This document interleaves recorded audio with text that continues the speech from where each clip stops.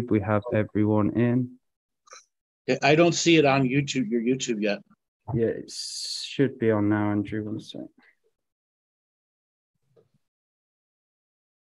Claire, would you mind just muting for a while, please, and turning off your video? It's definitely on. Yeah, I don't see it on my side. Yeah, it's on. If you go back and refresh, it might pop up, Andrew. I did already. Yeah, can you just double check, Laura, on the YouTube? It's on live on mine. Okay, Sean says he can see it. Yes. And it's on. It's weird, I can't see it. Bizarre. Yeah, it's there. We're live. Okay, we are live. Yeah. Live. Okay, here we go. Dragon Live. Okay, welcome everybody. We are Two Feathers Medicine, and we have with us, of course, Andrew Bartzis, the Galactic Historian, as we delve into the subject of dragons. And what we want everybody to appreciate before we get started is that any of these mythical versions of dragons that we have are not authentic. And when we start to deal with dragons, it's a very powerful energy, and we have to come with a level of respect when we deal with dragons. Otherwise, the powers can get extremely overwhelming. So we'll bring Andrew in here now and see in which direction he wants to take us. The direction that is to the dragons. On the map, there is this edge of the map that says, "Here be dragons." That is where we're going today. Steer the ship north to the edge of the map. Kill all the flat earthers as we go. Here be dragons. So they are the original consciousness explorers, are they? The dragons? No, Okay. I'm screwing with you. What are they? You haven't experienced with them. It's not like, you're brand new nilly willy with them. No. Never kissed a dragon before. Oh, I don't kiss and tell. Yes, you do. Well, That's a hot subject there, Andrew. Yeah, there's a lot of dragons who say, no, she's a talker.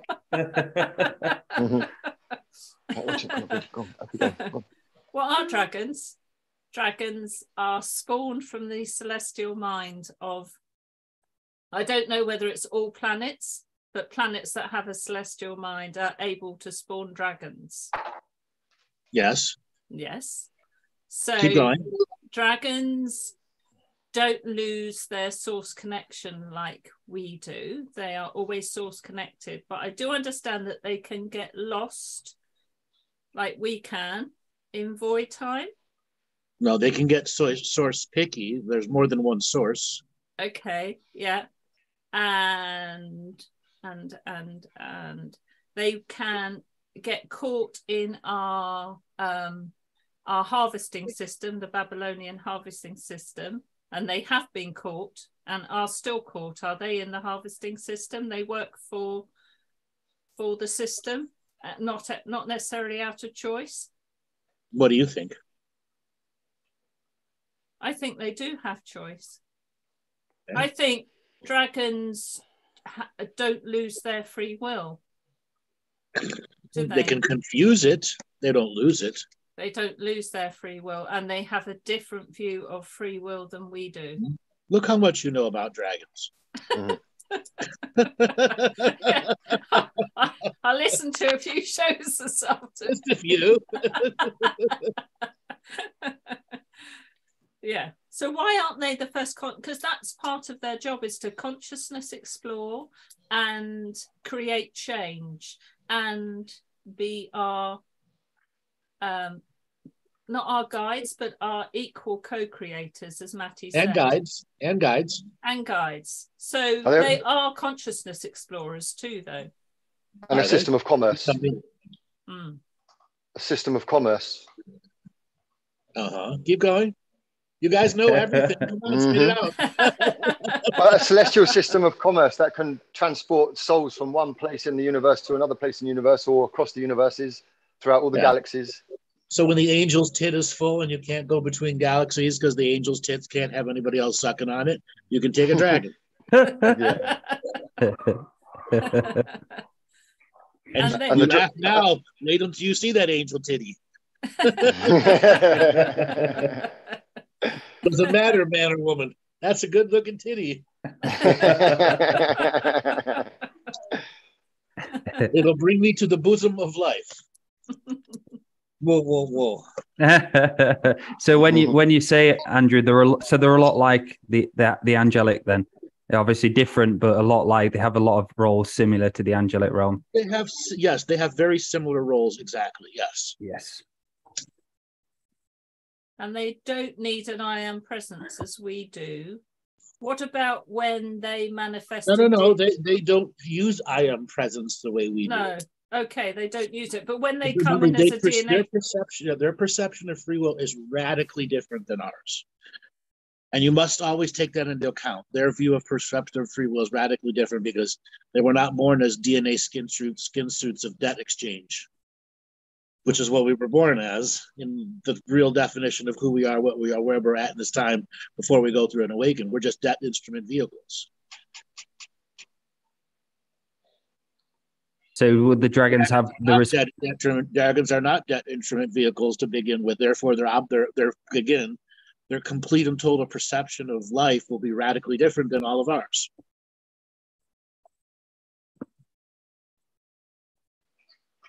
So you'd say they're very balancing for the land and the energies of the land, able to do that. It's just. Say that again. I had to switch devices. Oh, sorry. So you'd say, did the dragons work on the land a lot then, the ancestral balancing and stuff like that? Do they have a part to play in that? Yeah. So, to throw a Rings of Power dig in here, it's not like there were Harfits going around like hobos, filling up the land, okay, with crappy Irish accents. Okay? They were integral at creating the foundations of realities. The shapes of the mountains and the styles of the coasts and of the oceans. Mm-hmm. So they had a very much an influential aspect on the creation of the continental process. Okay, they would often seed themselves in different areas because they would be like seeding, crystalline consciousness within areas when they're in the planetary formation phase. So that's but they're still preparing it for life. And that's why they can be that the elemental side where they can be seen as, galactic farmers tilling the soil to attract life to come to it. And creating gold. Yeah, the gold is usually like their feces, and diamonds, it's their excrement. And then that raises the frequency of the land around them. Because they're huge, aren't they? The elemental dragons can be huge. Not always. Some of them are micro communities, and some are macro communities. Yeah. Okay. Like some of the wind dragons are macro communities because they're wind. Yeah. They're shapeless and formless, yet they shape and form when they make a huge pattern of wind. So Dave Farrow's asked, what motivation do they have in creation? I assume that's a motivation we do. What's my purpose in doing it? And dragons don't all do the same things. They each have different tasks.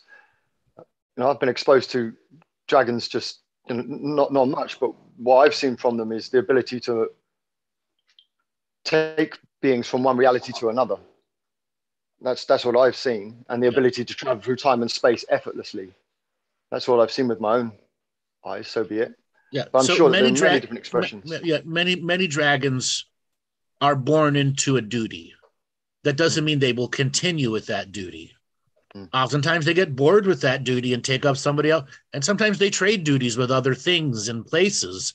You're going, hey, this is much more fun than, crapping out diamonds in the mountain for 1,000 years. Okay? Versus dealing with humans. I'd rather go deal with the subhumans or the inhumans. Someone in the chat is saying, are dragons whales in the Union and Communion creation analysis? Yes, they are. So do they weave the fabric of creation for horse and spider? More like supply the thread. Supply the okay. The thread Yeah. merchants. Thread merchants, yes. And so does the dragon's breath have any teachings within it, and how dragons breathe? Yes. Because I asked my dragon that earlier, and I was like, "What question could I ask?" Actually, it's like to ask about dragon breath. Let's take the human aspect out of a breath. Okay. Say a breath for a dragon can be breathing in air in such a way that it's polarized to release plasma energy inside the lungs. So a dragon's lungs doesn't function the way ours do. It's not just about oxygen. It's about extraction of energy. So their hemoglobin is energy. Their blood is energy. It's what allows them to create the breath of fire, electricity, or whatever it is that they come out. It's a master transmutation process. So dragons are transmuters, transformers, and tricksters oftentimes. They will trick an energy from go to one to another. It's why their digestive system can create diamonds on the other side. Okay, they're transmogrifiers. So they can eat one material and leave another material, which can be a mystery for another group of people because it's the trickster aspect there. So depending on what they are consuming and what they're doing, the breath can be an infinitude amount of things. It could also be words, just words, songs. Wow. Do they do this interplanetarily? Is that a word? Yes. Between planets. Okay. Intersolar system, yeah. Yeah. Okay. So as a say energy body, when because I remember on my reading, one of my first readings with you, a lady picked up a dragon I was working with, who I've met I think 500 years ago in China or something. I made like a blood oath with a dragon, and I remember you explaining that it was is it like a space vehicle then for a lot of people, the dragon, to be able to be protected and go into experiencing and new void spaces? The vast form of consciousness will see dragons not as the first time. They will have experienced them as like a taxi service, personal Uber service, Greyhound bus service, or first class flight, place to place to place. So one of the main things, so dragons, as they're looking to upgrade their experience, they become galactic travelers and will offer taxi services from point A to point B because they learn something from each person that's taxied back and forth. Plus, they get regular communication with other celestial consciousness, and they get what's going on. They get the galactic motivations of what's going on. And oftentimes, in a metaphor, they'll create a dragon news network, more like, the grapevine of what all the different dragons are hearing going on. And then they'll put on their version of, those Entertainment Tonight shows. What's going on in dragon celestial history, And I guess that's why it's Here Be Dragons, because they are the ones exploring beyond. Right. And that's why we got to run over all the flat earthers on the way.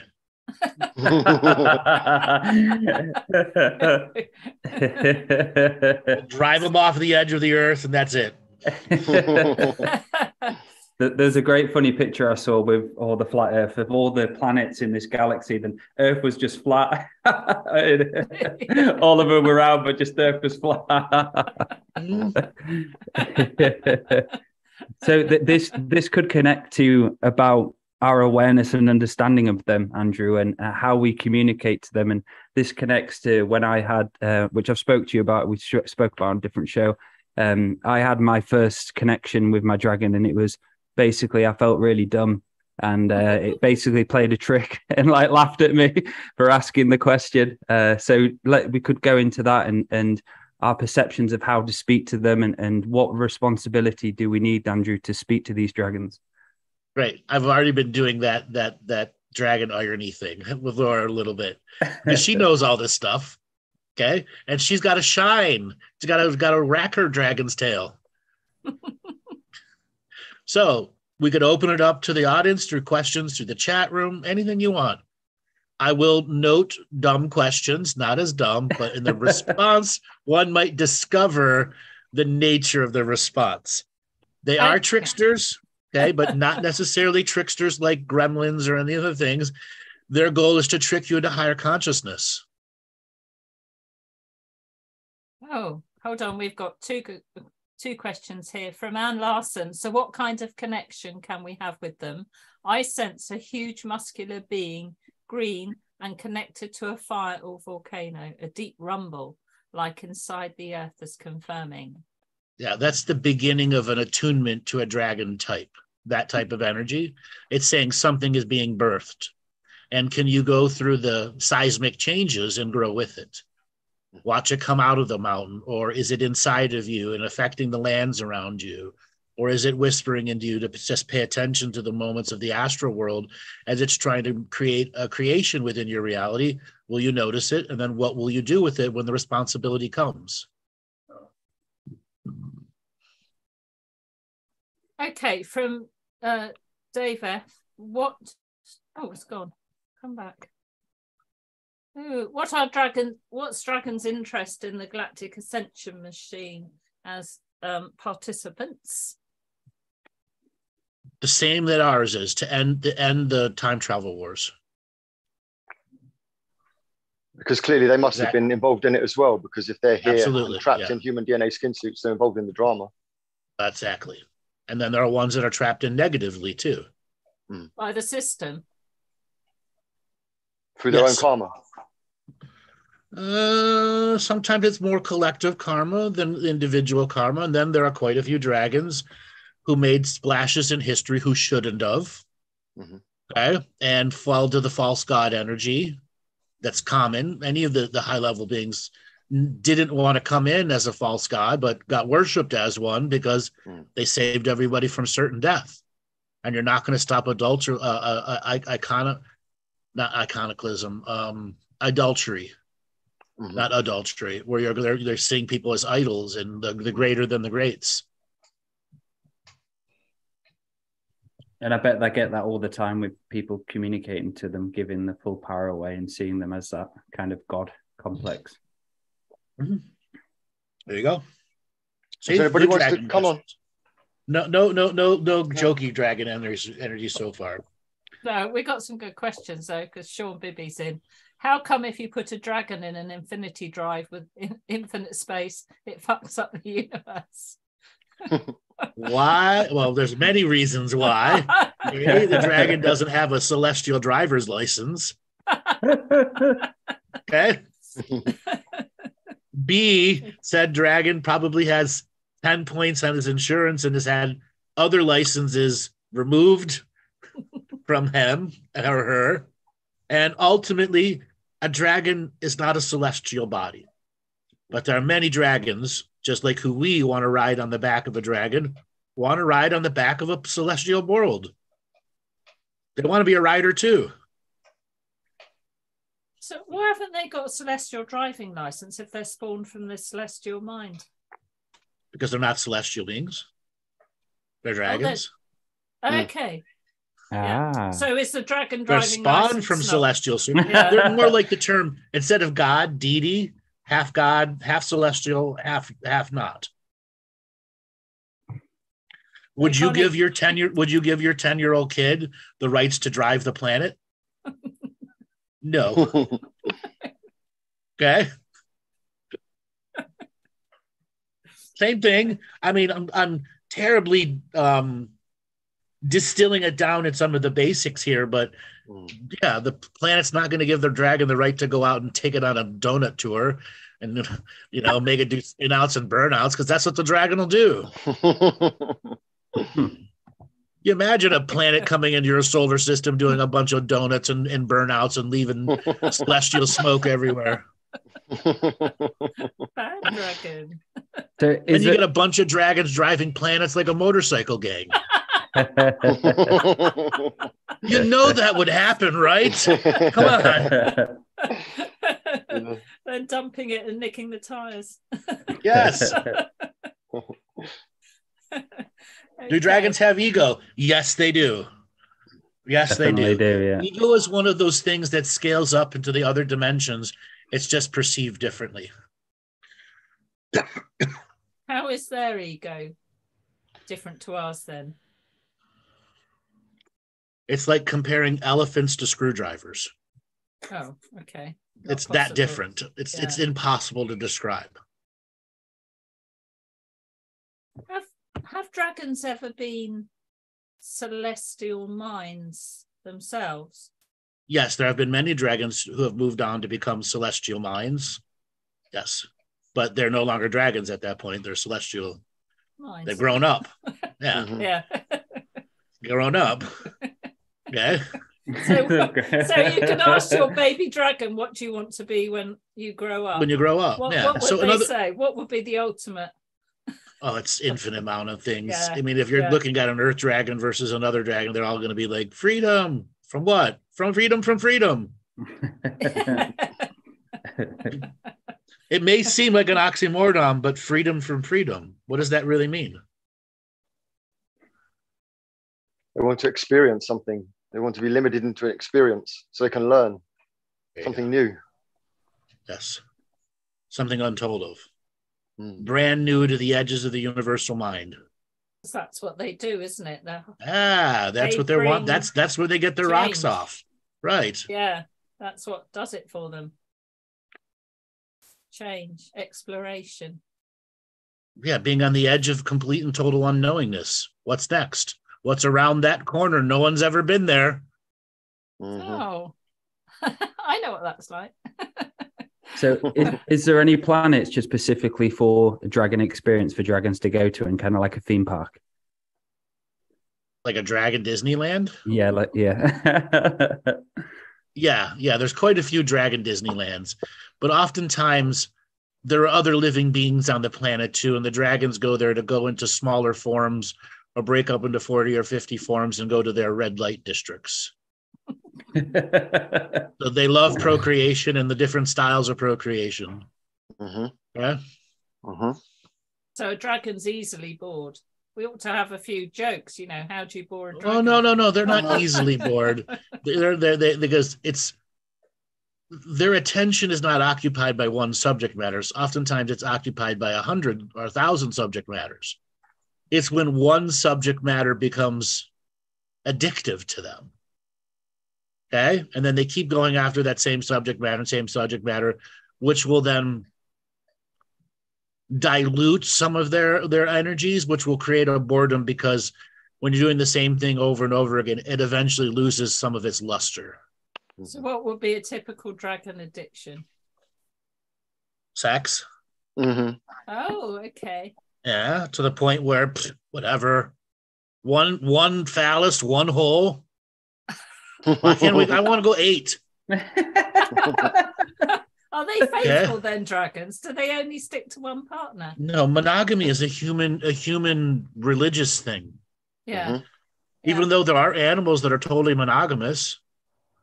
Okay, is the human DNA lineage meant to be monogamous? No. Are there absolute free wills of true love and monogamy? Absolutely.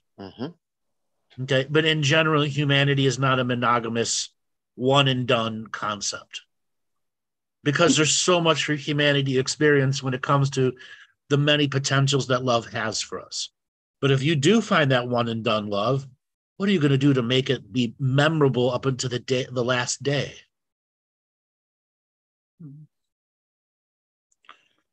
So what's a dragon's love life like? Oof. Have you the words? Oof. What's a dragon's love life? Like physical love life? Or romance? Do they have romance? Yeah, romance. Do they go out to dinner? Candlelit dinner? Yes, they do. Their version. And they, like, every 700-800 human years, the female dragons have their period. And for them, it's not like a human woman's period. It's if you're a dragon, you're out and about, they will pounce on you aggressively, not in an intention to create intercourse, but to dominate you into like a dominatrix energy until several dragons are in a pod under the woman's spell. But that's their version of it. Mm. And one may be able to seed the chief offspring, but several of the others will have the seed of the others also. So it's really not a hierarchical process unless the dragon female chooses. And there are many times the dragon female chooses not to give birth, or they only give birth maybe every 3,000, 4,000 years with a lifespan of between 10 and 30,000 years. And there are many dragons who never give birth. And what's dragon's birth like then? As an experience? Kind of like the alien coming out of a chest. That's coming out of an egg. How long are they in the egg process for? Hundreds of years. So Game of Thrones is got a bit thousands. Of, sometimes thousands. Because the egg itself is a time-traveling transmutation device. I was going to say that there must be a very expansive type of fetus in the womb process. I know it's a different technology, but that similar thing. Surely there's similar concept. Yeah.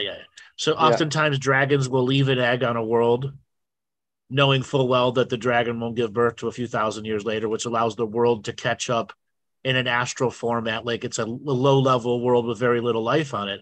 But once that dragon is born in that world, it'll bond with the celestial source and begin to create the fabrics, and then train other things how to create fabrics and what to start drawing on the surface of the world.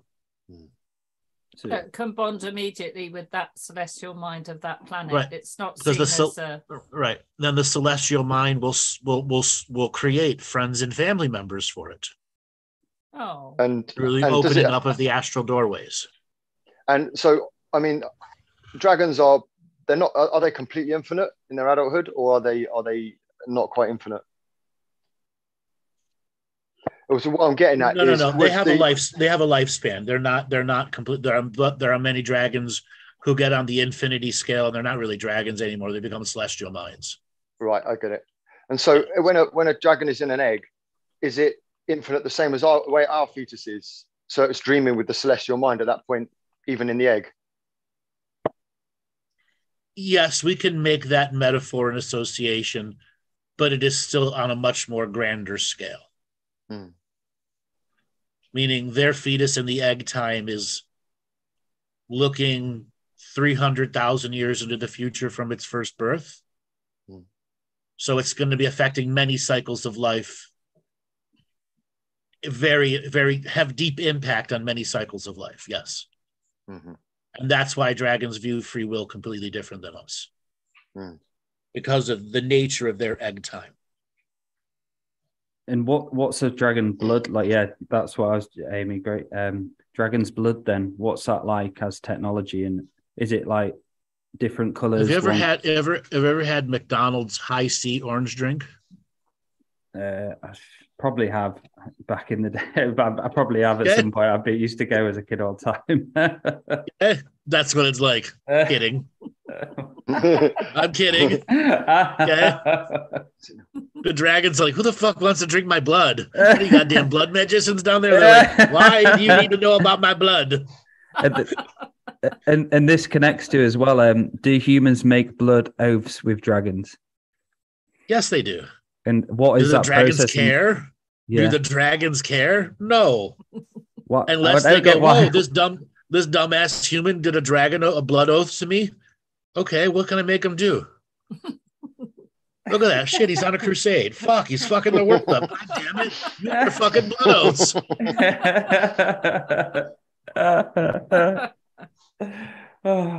You do a couple of questions from the chat. I'm trying to catch up. Right. Blood oaths are not, hold on. Okay, blood oaths are not ever a good thing. Okay. That shit came out during an awful, evil time of humanity. And there's so many people, I'm making a blood oath to change this world. Oh, God, you just failed at changing the world. It's blood oath that got us in this trouble. I'm guilty of that in a past life. Me too. We all are. We all are, right? Okay, from Sandy. Are the Seraphins serpentine dragons of the Golden Age? Of the Golden Age. Hmm. What does Golden Age mean in that definition? She probably goes, light worker bullshit. The answer is yes. Okay. We just must be careful in understanding when one says the Golden Age, whose Golden Age? Because one man's Golden Age is not another man's Golden Age. One man's Golden Age is an apocalypse to the other. Mm-hmm. The Dreamtime Awakening might be a good. Yes. Yeah. So I like this. Go on. Somebody wants to know, how does Andrew know all of these? Somebody let him know. He's got a book. He's got a book behind him. He keeps going off and looking at the book. He's got the dragon Wikipedia, hasn't he? Right. Saint Germain's behind him. Yeah, good old Germaine's back there too. So good one, Dave. Dragons of Elkin Noir. Great dragons of peace, question mark. Oh, yes. Yes. I struggled to put that into the Dragon Revocation or not, the actual name of those dragons. But I did in the end, and it has attracted many people to a sky realm where the dragons often take humans as bonded riders and go on missions to many places. And it was the right thing for me to do, include it in there. So it's like Dragon Riding Camp. Yeah. Catherine, do dragons participate in our TV, film, entertainment worlds since they have their own media to guide, support, soft disclosure? Yes. Bruce Lee would be an example of a dragon that was on TV. Jimi Hendrix. Jimi Hendrix. Prince. There are many people who have full-on dragons inside of them, and they become mega superstars for some reason because they're trying to influence through the media, through their great DNA charisma, a recognition that is not that is more than a human being inside that body. Did you say there's something like 145 dragon lineages in human DNA skin suits? Yeah, around 140 to 170. Yeah. Wow. Of the 980,000 human lineages. So what do dragons do to like recover, like a rejuvenation, if they need to go into rejuvenation or recover? They go and have spa days. Self-heal, self-nurture. Okay. So the real question is, how do they self-heal and self-nurture? Yes. They find a place that is asking, create with me something beautiful, and let's tap into our core geniuses together. That's how they regenerate and rejuvenate. Do they have to rejuvenate from being in a human skin suit? Yes. Human skin suits can be very destructive is the wrong word. Taxing? No, let me figure out the right word. It's like when you eat too much ice cream and you get brain freeze. It can be like that for them for long periods of time, where it was centuries of brain freeze. And then they have to heal from being in the brain freeze because their brain's being limited because it's too much time in the limited human mind.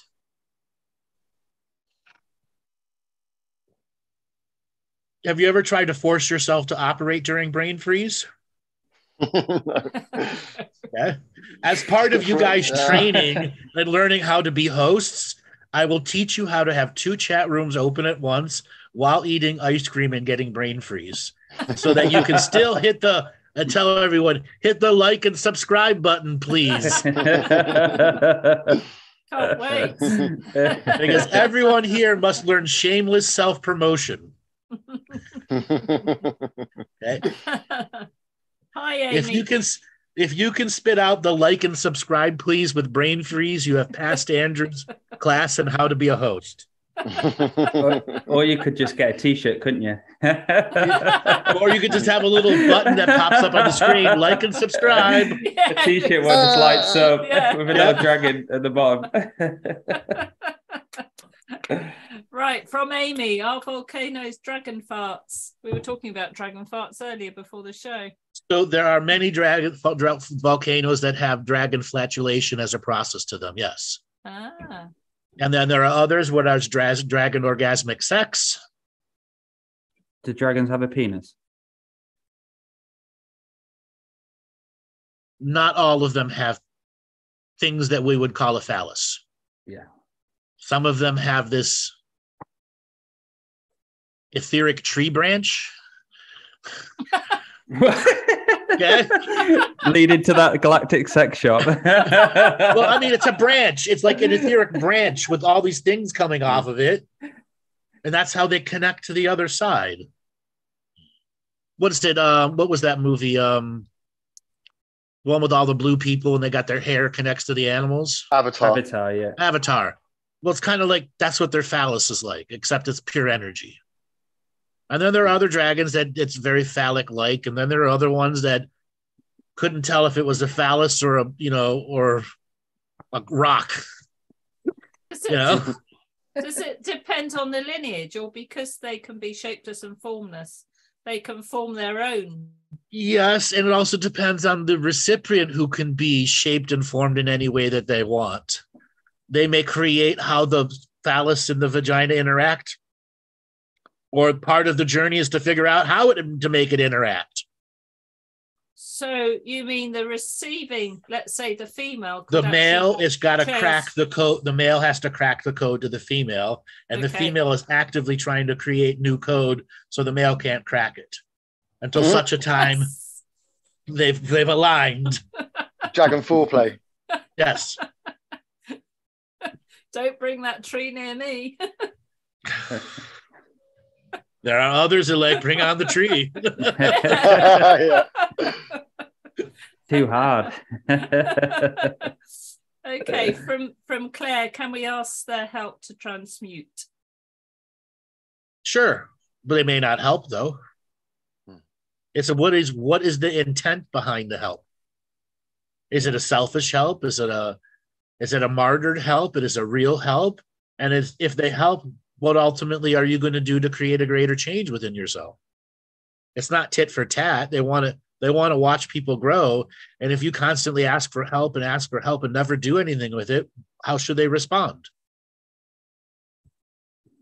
And I suppose you have to, well, I know you have to make a relationship with your dragon too. You have to build that equal co-creation relationship. Right. You got to grow that equal co-creation relationship, grow it in such a way that there's a clear process of growth between the two of you. Yeah. Yeah. Work with them.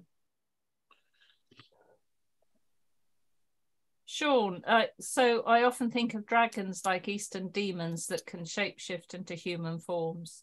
Can they do that outside of this reality? So what's the question? Dragons, he thinks of dragons like Eastern demons that can shapeshift into human forms. Can they do that outside of this reality? Yes, but why do they need the word demon there? Yeah, he's put that in inverted commas. Okay. So take the word demon out. Yes, they can transmute and transform into just about anything they want, and they can be anything they want, wherever they're. If they need to be a human with a place no one's ever seen a human, they'll be that. As complete and total shapeshifters, they have complete control over their form, and their form can create myths and histories. So could you work, say if you had the responsibility and were doing the self-mastery work, and how could you work with a dragon in, say, a psychic surgery session? Well, first thing first, you would have made a relationship with the dragon. Yes. As part of your bringing a protective piece around yourself and the clients coming in, and you will have gotten good enough at that where they're coming in and coming out is natural, and you wouldn't beg them. And unfortunately, a lot of light workers don't realize they beg. Okay, they work off of what I call begonomics. If you beg a dragon long enough, it'll give you a bone. But if you keep begging and begging and begging, it's just going to turn away and walk away, and it's all placebo effect at that point. Okay, so building the trust with them, in the protective frequency and then outside of the protective frequency? How do you begin to have a communicative relationship that has an equal basis without you going through the begonomics? Tell me this, tell me this, tell me this, tell me this, tell me this, tell me this. Yeah. Okay. And once you get past begonomics and realize there's an exchange for energy and the thoughts, ideas, and constructs that they want to work with you, then you can integrate them into being a part of your healing journey. Even though they've already been integrated from before that, they're just waiting for you to create the conscious integration moment in which your free wills can connect and expand the potentials of how dragons can change the nature of your healing. So there'll be that knowingness, won't there, with the dragon that Right. it's in your reality. Yeah. Yeah. Hmm.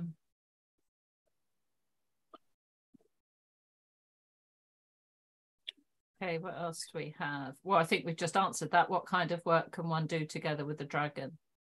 Okay, so it's a good question. Catherine, if Alexander the Great was one of the mega charisma beings chosen by Gaia to create change on her behalf, and his horse was later Seabiscuit, was it that Gaia coordinating with dragon energy? Was that Gaia coordinating with dragon energy in Alexander? Or was the horse a mega horse? Or was there dragon energy there? No, that horse was a mega horse to begin with that was paired with Alexander on purpose. It was a mega charisma manufacturing capacity.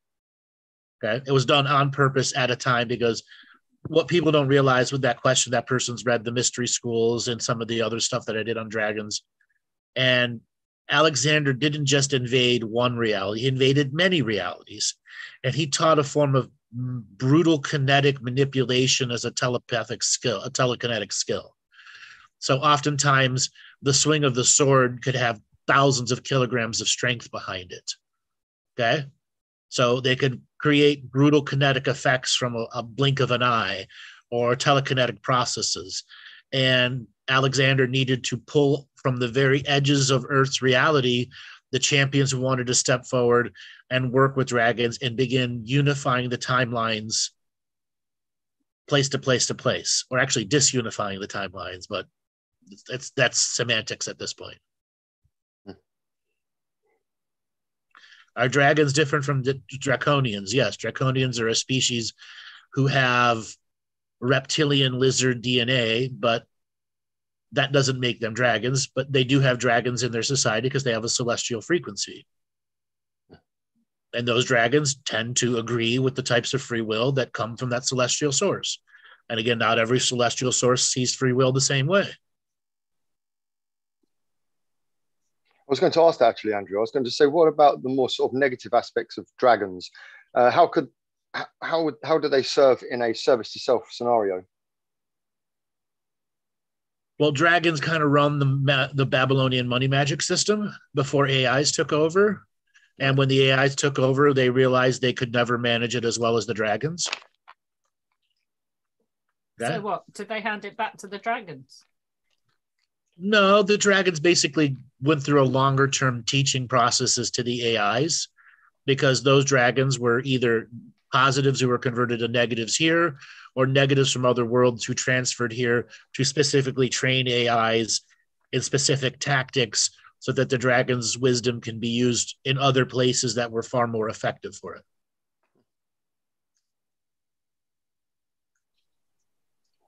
So communication-wise, does the dragon speak through a form of light language, or do they have their own like universal language they communicate? They speak through light language, but they start with the celestial language they were born under.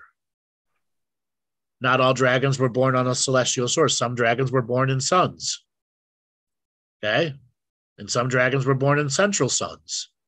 And then they got to go through the experience of what it's like to be operating on a lower density. But do they all have the million-letter celestial alphabet as their base language? Pretty much, but some start with the 1 trillion letter celestial alphabet. They're operating on a much bigger source. So there's dragon schools? Yes. Okay. Yeah, Elcanor is like a dragon riding school.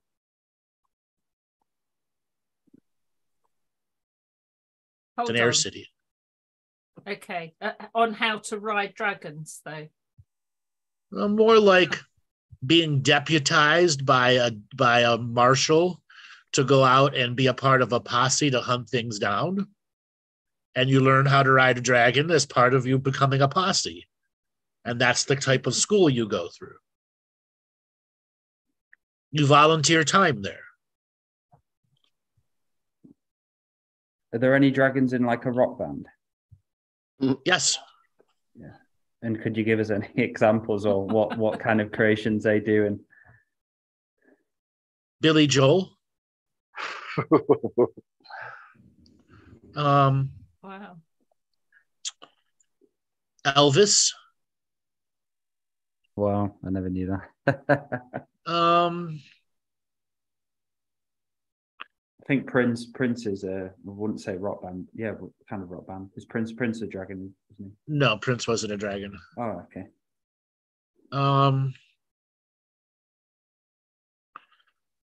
There are a few dragons in the Korean K-pop music industry, like BTS and Blackpink.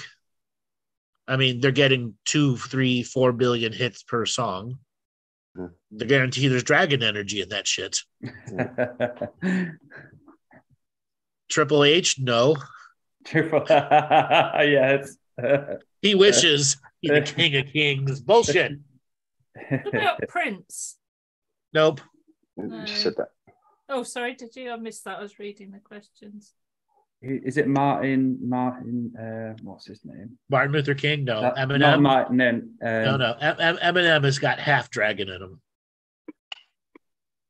Easier if you just told us. What would be the fun of just telling you? And what do you mean? What do you mean by half dragon? Do you mean like when there's a exchange of like DNA when he was created, but a bit of mix of two blended with two different things? Yes, and then after a while, the lineage, waters itself down. Okay. So one dragon could be in many lineages. Yes, or there could be many lineages, many dragons in many lineages. Yeah, it all depends how many times a dragon took the human form on, or dry humped the human form and left a pheromone on it. Oftentimes, dragons will just dry hump you. Why? They're forcing consciousness into you, getting you through a catalyzation state. Using these visceral terms, they are not raping you.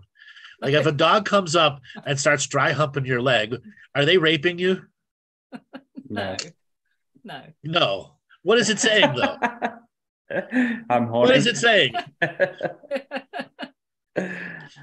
You're my bitch. Yeah. Join me.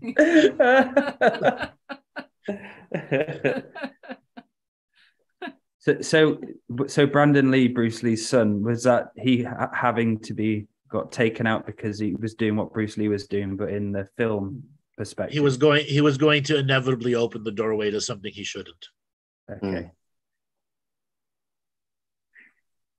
And was that time travel stuff then with when The Crow was filmed to be able to do that and change it around? What do you think? Yes. Okay. Yeah.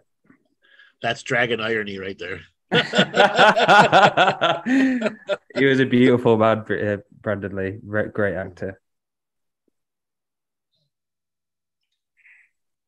Okay. So are there any eggs that we have on Earth that are ready to be hatched as we go through our Greater Awakening process? Do we have any superstars of dragons? Millions upon millions of dragon eggs lay unhatched all over the world. Are they within the subsurface or inner Earth? Spread everywhere, hidden secretly. Okay. Yeah, hidden long time ago. And they will awaken during the awakening and be a part of it. And they're influencing it now while they're still in their egg time. So you might actually mean we could see them with our eyes? A lot of people do see them with their eyes. What's the difference if you see it with your two eyes or your third eye? Which one's more real? Yeah. And is there anything you can tell us about the dragon energy for the moment of now for everyone listening? If anything which could connect to us and what we're going through at the moment? Kind of a vague statement question, you know. I'm playing with you. So, tell me about dragon energy from any point of reference.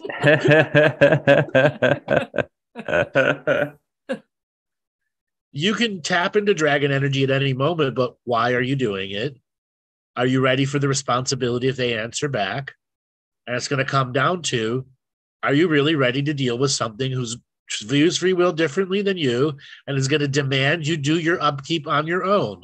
And if you end up being a D- student, they will tell you to fuck off. Yeah. They'll call you a light worker and not realize that you not realize that's insulting. Okay. Anyway, when I can speak to my dragon, I always raise my frequency and do a fire ceremony. Yeah, which you should. That's how you show them I'm in equal co-creation with you. I'm taking the time, effort, and energy to do my due diligence. I can't come at you from the monkey. I can't come at you from the monkey mind and throwing my monkey shit around with my hands. Mm-hmm. That's why I was thinking before we came onto this show. I thought I'm going to have to make some kind of gesture, you know. And so I did. I held a fire ceremony and burnt some frankincense and dedicated it to the dragons and spoke with the dragons, almost like asking permission properly, rather than just demanding that they show up. Yeah. Which is a huge difference. Unfortunately, there are a lot of people who want to work with dragons. They don't realize they're demanding them to show up and then demanding them to show them all of their wisdom. Mm-hmm. I ask everybody in the audience out there to just look at your habit patterns when you want to know something. And for those people new to dragons, I can bring a dragon in my reality. Yes, you can. But it's going to ask back, what are you going to do for me too? Okay. And it's going to say, are you going to upkeep your energy? And if you can't hear those words because you don't upkeep your energy, at what point is the dragon not answering you at all and your own brain's creating your own bullshit? Okay.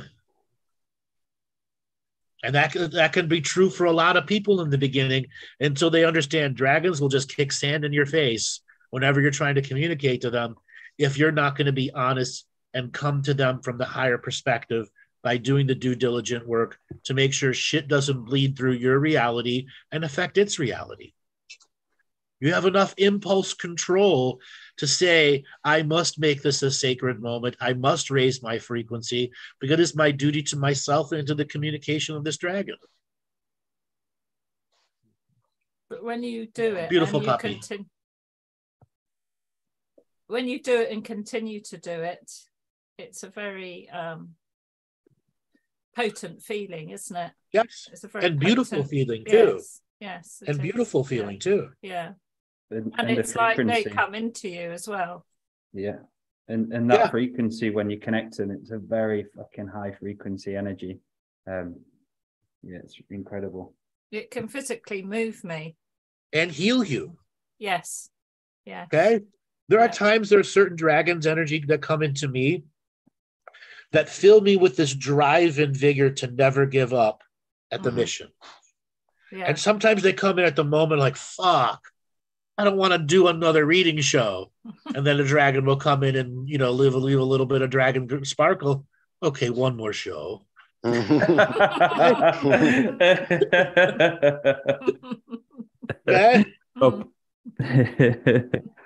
It's time to sleep now. And then they're the dragons who are the wordsmiths, you know, the muses that help me create documents and stay connected with the infinitude of the etheric workforces that are out there, precognitive and postcognitive workforces, to refine documents instead of centuries, taking it days. And then me going through the great amazement and wonderment as I'm watching the shit just come out from the tips of my fingers. And there's a dragon in my crown chakra with a little monocle on, laughing his ass off. Okay? They dance the keyboard, don't they? Yeah. Yeah, they dance through the keyboard. You've had that, Laura, in your own writing situations. Yeah, absolutely. Yeah, they do. And you just enjoy it. Right. Mine comes through my voice as well. Same with me. Voice, fingers, Yeah. Toes. Energy field, like my arms lift like wings. And I never really asked for connection. I think it's because it naturally happens in you, yeah, because you coded it in your DNA as you were growing from the old Laura who had a meek energy to the new Laura who's holding her strength and power and creating her reality out of her will. Yeah. Working with the dragon energy, though. Yeah. And you can invite the dragons into many different processes once you've built up that level of respect. So one thing that I do is I don't like the term my dragon, but a dragon that works close with me into the sacred mountain. One of your posse. Yeah, that's right. Into the sacred mountain. So when I'm at the top of sacred mountain, it comes to bring me down to the bottom of sacred mountain. And little tricks like that, where you can just bring them into your hologram, into your multidimensional awareness. They love that shit. I was actually going to ask Matty if he wanted to share like how mistakes that could be made when you call in your dragon too, because you're quite experienced in calling in dragon energy. And I'm also very experienced in mistakes.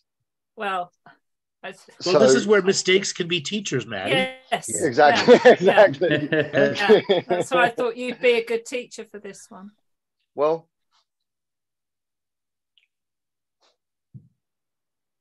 I put you on the spot.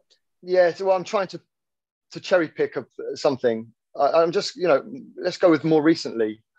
More recently, it was sexual energy. So for me, when I process dragon energy, it's very often sexual.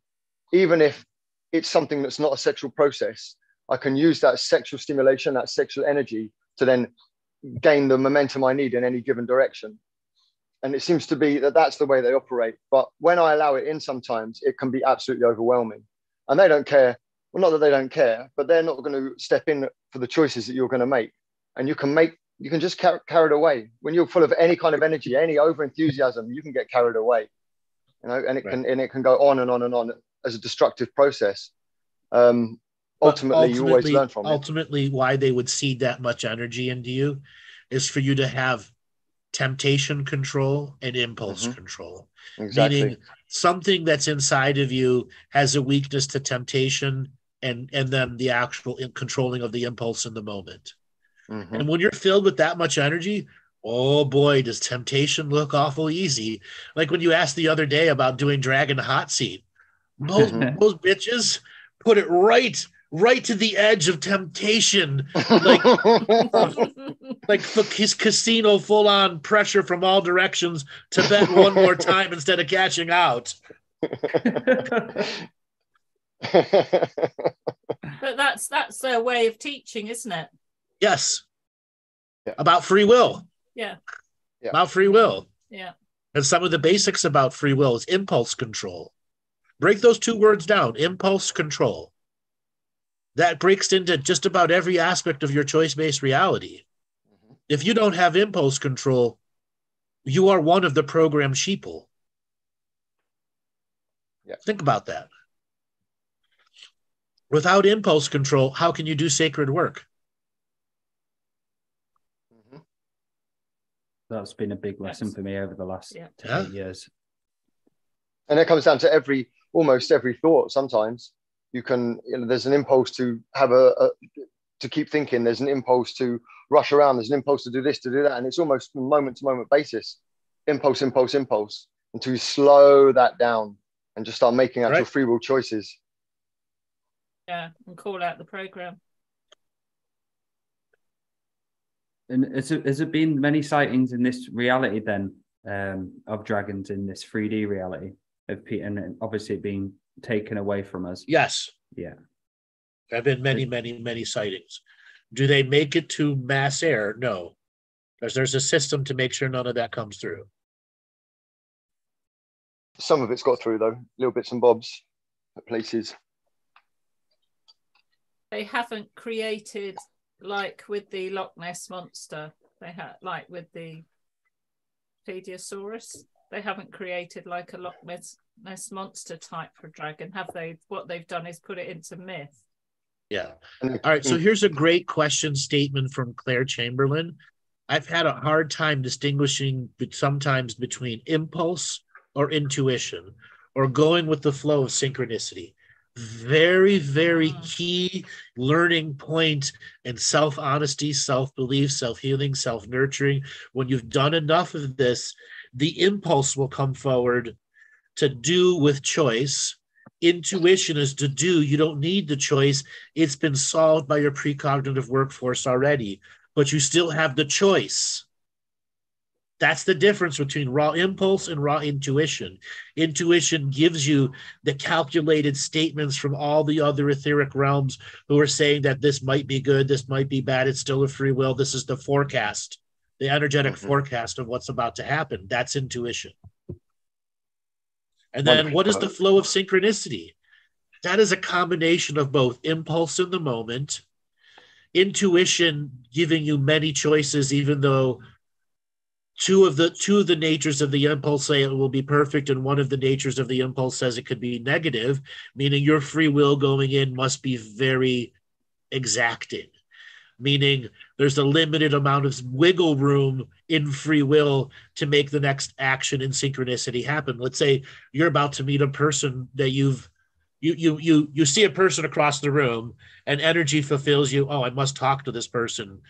And that energy falls over that person too. The closer you get to each other, intuition blends with impulse, and then karma takes over. What is the karma that's between you?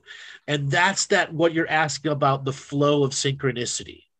It's when karma takes over the rules, but free will has gotten you to the eye glance moment.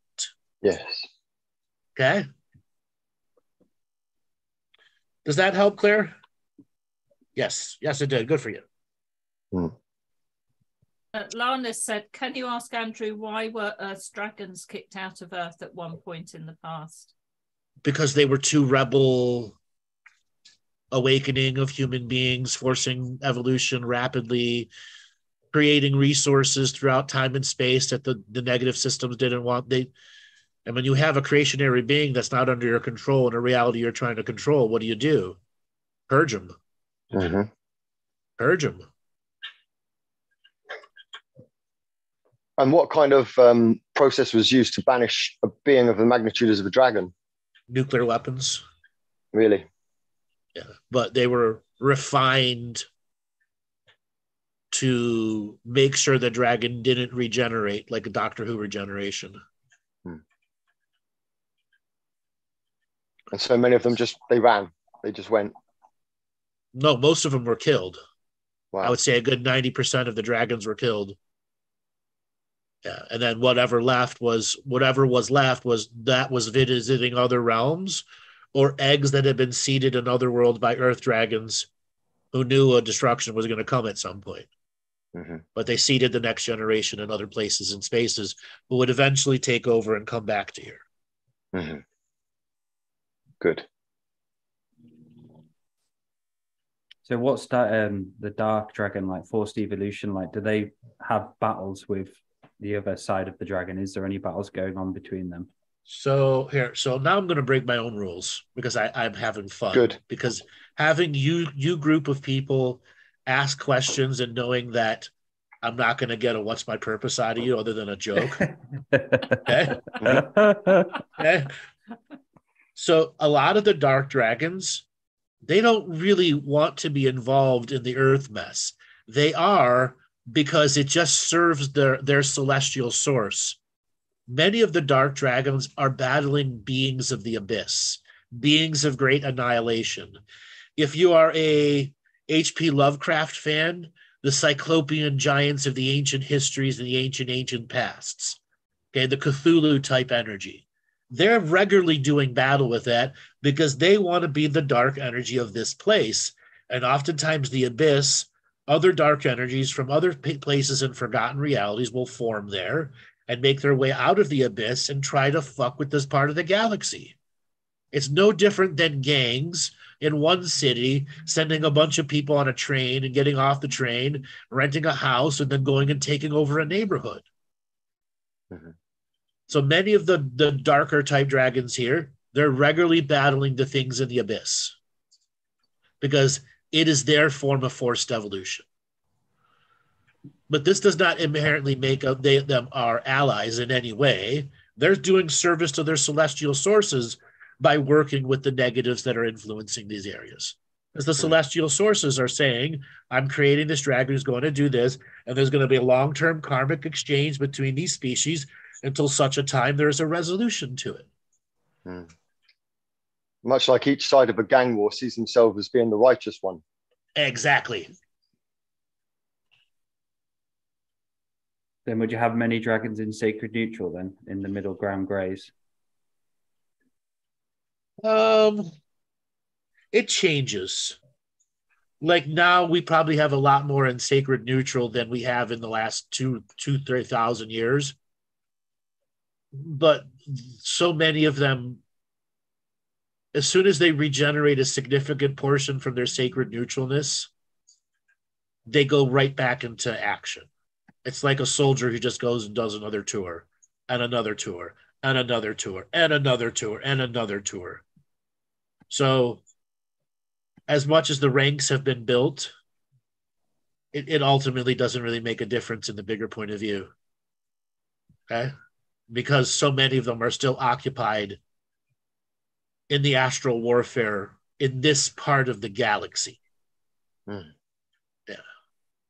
And another tour, and another tour. So is that a dragon's main... As much as the ranks have been built. Nathan, could you mute and turn your video off, please, buddy? To the bigger point of view.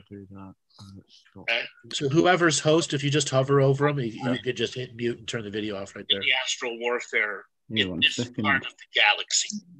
There he is, Nathan. Mute. I've got him. Yeah. There, got him. It kept moving. It kept going up. His name just kept disappearing away from me. Like, there you are, Nathan. Got you.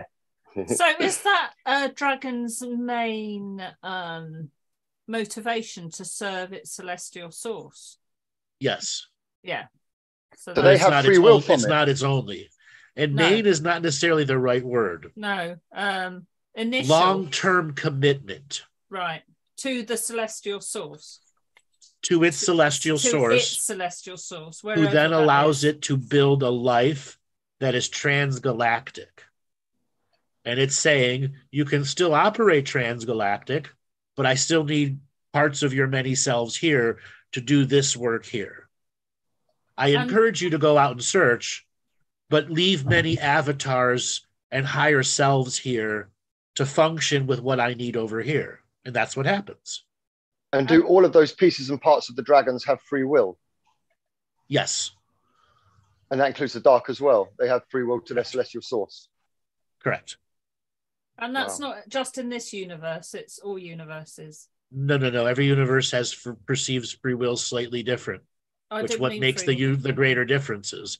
And 1 degree to the left or the right makes a gigantic significance in how DNA is going to be formed to allow free will to begin with. So you've said dragons have the capacity in the past to take over galaxies. Has that ever happened with any dragons doing that? Yes, but it was not to like a mob go and take over a galaxy. It was more to get life out of the galaxy before a cataclysmic event was going to destroy that whole galaxy. So it's like a massive rescue mission. There are many times that the dragons will begin to ride in 3, 4, 5 million at a time, all with riders, and they have no destination. They're just out riding the waves of the universe. And then they'll get a calling from the wilds of the universe, like chaos itself has spoke to them, and then they'll turn around and go in a different direction and then arrive in mass at a place with only a whisper from the universe to go that way. And then imagine you're a human looking up. What the fuck is that shit? What is that? Okay, what is that? So does anybody have memories like that?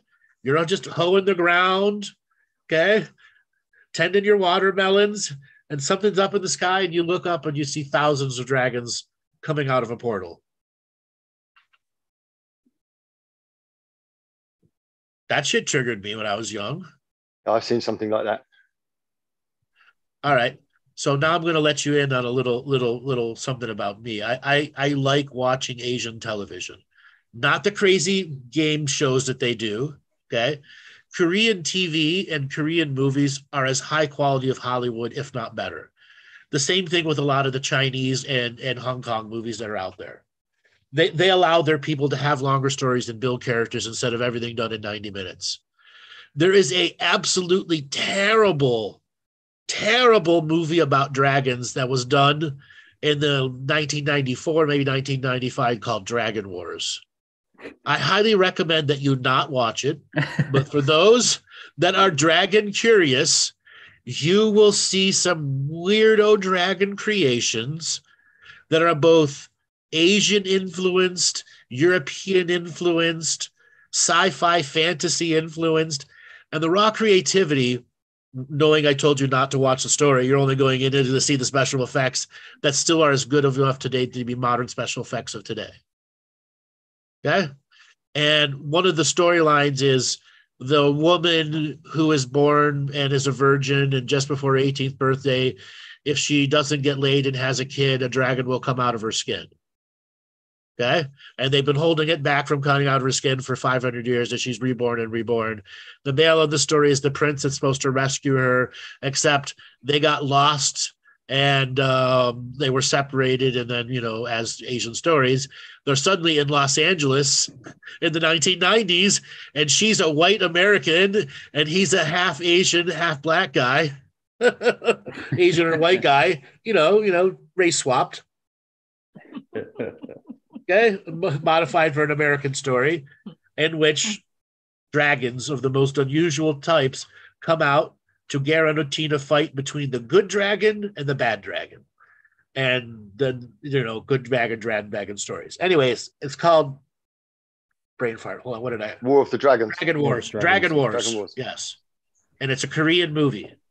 And I warned you not to watch it.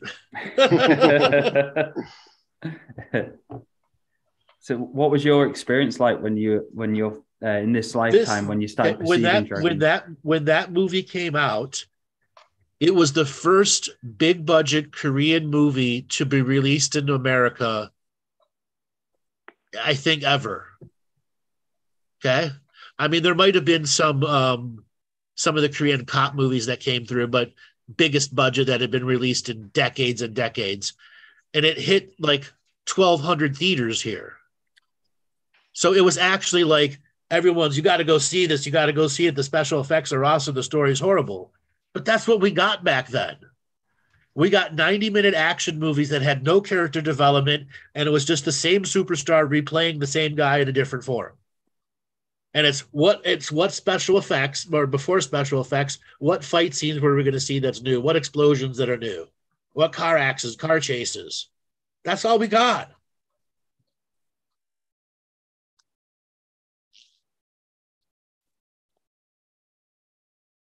All right.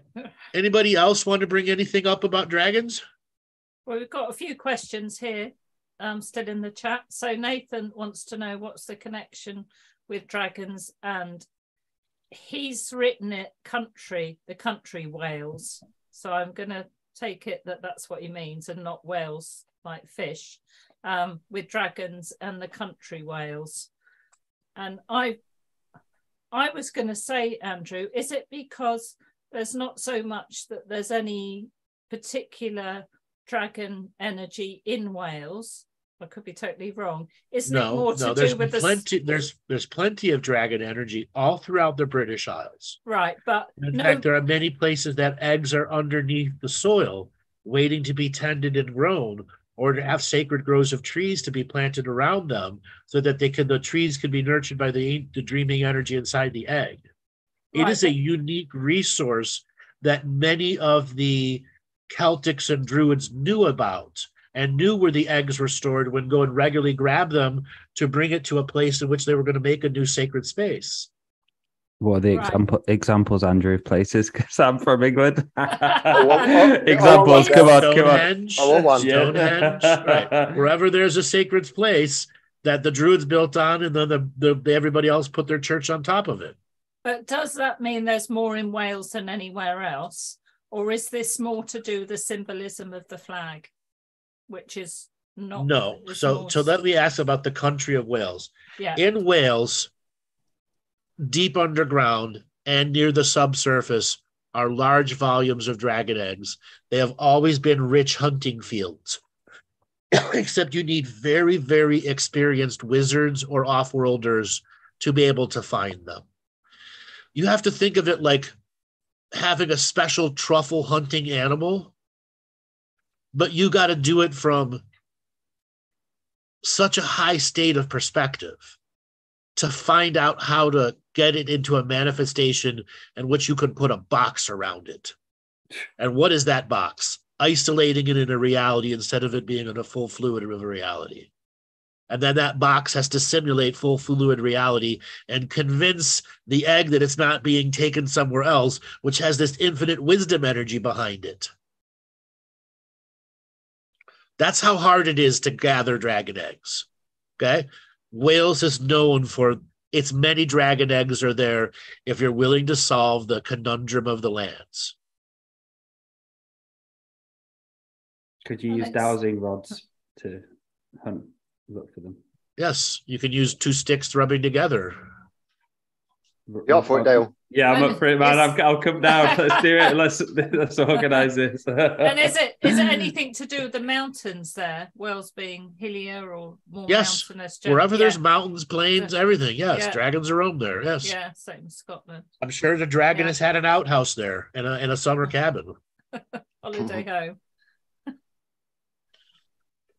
Okay. What do dragons' farts smell like? We did that, didn't we? We didn't do it. No, we didn't do that one.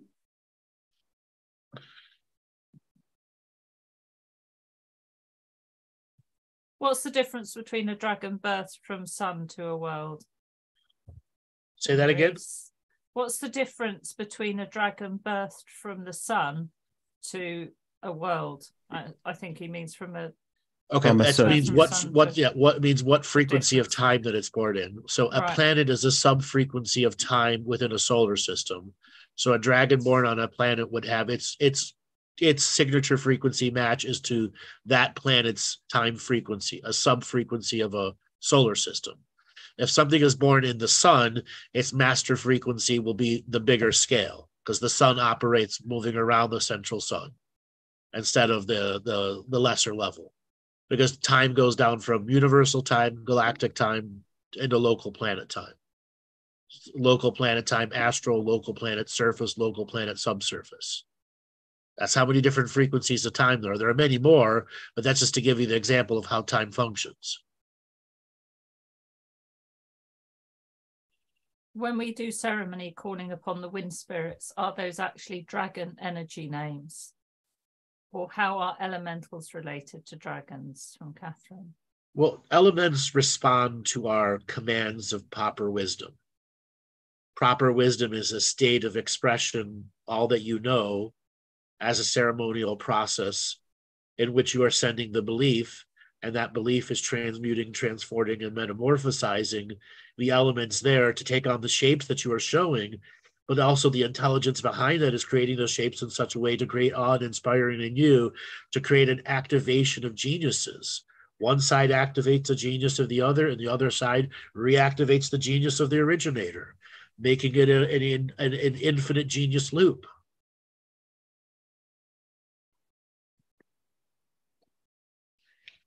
From Marissa, how to identify dragons in our community? Difference in being connected to dragons and being a dragon. Well, that takes long-term discernment. There is no, here's your answer. And if you were to ask your dragon that question, it would kind of be like in a Dale situation where it would simply look back and go, you aren't ready for it. You're not ready for that. Not to say that this person or person is the nature of that type of question. Yeah. Okay. Oh, there's a lot in personal discernment to learn what that means, and you don't instantly get instant personal discernment. We earn it every time we make a mistake and learn from it. So when I do ask questions and speak to it, I strategize and make sure and raise my frequency enough to do it. So from doing that, responsibility and a big lessons for me came, and it was there obviously just to teach me, even though it was a stupid ass question. I think it was something to do with what time or when in dream space I'll have more, be seeing the dragon more. But it gave me that answer of laughing and just saying, obviously, I can't control and do anything to synchronicity. It's just. It's what's the purpose of what you're asking? Is it just for the sake of having some benign skill? Is it a part of your actual process, something that you've thought about, something that's going to make a difference to your process going forward? You know, they're not going to answer a silly question like, you know, saying, how do I know where every cat in the world had their last 5 lives? Because why would you even need to know that? It was back in my light worker days a long time ago. Yeah, exactly. We've all done it. I'm a recovering light worker. 11 years ago, I was a light worker. 10 years ago. Hi, my name is Dale, and I'm a light worker. Me and Laura have had some funny. We've gone through similar experiences and stuff. So we've. Yeah, but you did Palladian swing, did you? Spin, swing. Oh my god. So from Sean, so dragon traveling, do they fly the physical distance, fly through portals, or just teleport through time? All of the above. Yeah. Or the good old taxi service. Right. It's whatever they want, however they want, whenever they want, and how flashy they want to do it. From Jennifer, is it common for us to work with multiple dragons or just one? Multiple. The collective mind. Yeah. Is there any truth to the Dragon Ball series? No. Dragon Ball Z alone. Oh, sorry, Z. It's a load of balls. It's a load of balls. And you've said that everyone has a dragon, Andrew. So when is this manifested? Is it like a guardian for your lifetime? What's the process of that? So first of all, every time there is a fetus in the womb, a dragon energy is linked to that womb energy, because that womb inside that mother is still a womb in another space and time. It's how the collective mind of the planet works. So a dragon is assigned to that womb. And as that individual signature frequency grows from infinite into finite, the dragon will begin the translation process of what the great forgetting is, how free will works, et cetera, as they begin to evolve the final codex of all contracts that have been potentialized in the fetus and womb journey. So kind of think of like the dragon is like the final auditor of the contracts who tells you what the difficulty level of this life is going to be. And you're going to have to develop these skills very early. And if you don't, it's going to go terribly wrong. And then if it does go terribly wrong, here's plan B, here's plan C, here's plan E, D, and F. And if all those fail, you still have free will to get through it. And then you forget, and you come on the other side, and the dragon goes, "Hi, I'm your dragon teacher," and begins to reteach you everything that you've just forgotten. Okay? And then you're growing up, and Dada's the dragon, and all of a sudden Dada's not the dragon, and the dragon's like, all right, when he's 9 or 10, I'll come back around. Okay? And then they might come back around a little bit more, all to see where they're at in the unpacking and uncoding of what passed through the great forgetting. That's your relationship with dragons, your individual one. Now, does that take up a large part of their life? No, it doesn't. Okay? But you're the individual they're assigned to as a mission from this planet. They're still giving you their all. I mean, because they can operate in many realities at once. And you were saying before, I don't think this was on a show, this was private, you're saying that dragons sometimes take on the form of angel to look like an angel, and they take on, for people. Yes. They're what you need in the moment. Because they understand your spiritual contracts. Hold on, I got to switch devices. My computer's going to die. Some formless and shaped and formed. Yes. So do plant energies like ayahuasca have a relationship with dragons? Or do dragons use hallucinogens? Hold on. Catherine. Yeah. Ayahuasca is ayahuasca. Ayahuasca is not dragon energy. Ayahuasca is the mother energy that comes through the plant form to guide people back to grounding, purification, and a better understanding of the spiritual world that's around you and how it interacts with you. It's not meant to be a religion, ayahuasca itself, and it's not meant for people to be doing it hundreds or thousands of times, even though there may be many out there who would disagree. So ultimately, dragons are not ayahuasca. Does ayahuasca invite a dragon in to be a part of a greater communication? Yes, it does. But it all depends on what's its greater purpose. What is the awakening of this being going to do? What types of off-world connections is it going to create? Because oftentimes when ayahuasca is working with somebody, it has its agenda, obviously, but to operate in a different function, meaning if you can become spiritually balanced here and begin to open up to a ceremonial life, your astral world has a tremendous amount of freedom that can open up huge areas of personal work in the astral world to be done, which will allow you to work with other beings. You won't know what's going on the other side, but just you being free here in the now has changed the equations up there and has allowed you to function in many other densities and dimensions. And oftentimes dragons go recruiting. Like, we need to go into this reality and figure it out. Why is this brand new timeline been created by the negative? I need 50 dragons to step up with riders and to go in as a group and start figuring it out. Why? What makes this new timeline they made different? Does Jimi Hendrix have contracts to do that, Andrew, being ayahuasca being? Oh, that's a pretty broad question. Because a lady I know who did an ayahuasca medicine with one of Jimi Hendrix's family members, and she saw him and stuff like that. So just interesting to see if he played. Yeah. So can or do dragons use hallucinogens? Yes. If you want me to tell you what a dragon trip was like, I can't. I don't know. It was Catherine's question, but yeah. I can't tell you what, if a dragon is on hallucinogens, I can't tell you what it's like. But I can tell you they do use hallucinogens, yes. Can I tell you what those hallucinogens are? No, I can't. Where are they hidden, Andrew? Where are the whales? I don't want to tell you where their stash is, no. Under the dragon egg. Apparently, Dale, your laugh is just like Ewan McGregor's. It is. I saw that in the chat room too, and I agree. It's just like Ewan McGregor's. Oh.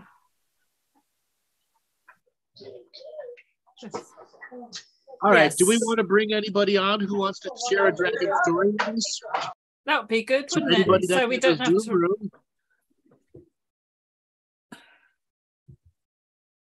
Anyone like to come on and ask a question so I don't have to keep reading them? Yes. Because we love our audience. We do. We'd like to see you now. Hit that like and subscribe button. They've all gone now. They've put. Do you want to share what's going on then, Laura, with the upcoming co-creation? While we've got a second. Yeah, while we're waiting for people to unmute. Okay, so Dale is joining Matty and I in Two Feathers Medicine, which doesn't mean at the moment we'll be Three Feathers Medicine. We're going to stay Two Feathers Medicine, but for the ease of all the posts we're doing now, Dale will be coming on board with us. He'll still have his Symmetry of Health and his talking stick shows if he's got time for them. but he'll be with us. I'll be bringing my kids on next. Yeah. But he'll be working with us and Andrew on this very exciting new platform. And we have now started to post on locals. I don't know whether you had a chance to have a look today, Andrew. But yes, I have. It's looking very good. Yeah, we've started to actually interact now with locals, which one of us will check every day. So if you've anything you want to interact with us on there, you have to log in and join, but it's free to actually log into locals, isn't it? Yeah. Yes. It is. Yeah. It's just a different much less monitored platform than YouTube and Facebook. Basically, we can say whatever we want to say on there, short of violence and extreme racism, meaning we're not going to have our channel kicked off for talking about the thingy thing they don't want us to talk about. Yeah, exactly. Yeah. So that's the latest. So we're getting there, doing quite a lot of hard work at the moment to try and get you a lot of material out there, and obviously there's a lot of new material coming from Andrew. Yeah, and as I said, I wanted to change too. I wanted to be able to work more closely with people and show through some of the greater growths. I mean, those 2 light language classes are really, a lot of people are affected by it. People who had never listened to a light language got caught from the 4 of us going back and forth. Yep. Now each one had a unique individuality to it. It was funny because I was on the way back after I spoke to you, and I've got a coffee, Andrew. I came back and I saw a car which reminded me of my first girlfriend, and I started doing light language disentangle from her. I was like, I've got the. I was like, there must have been something I needed to go into. So I was like, yeah, it was a great little thing to do. Dale, you haven't got everybody so they can't come in, have you? It's just that everyone's gone quiet. Yeah, I think you can raise your hand. I think if anybody wants to come in, if you want to post in the chat, and I can put your raise video your on. hand, and then he'll give you permission to unmute. Come on, guys, you've got the Galactic Historian here.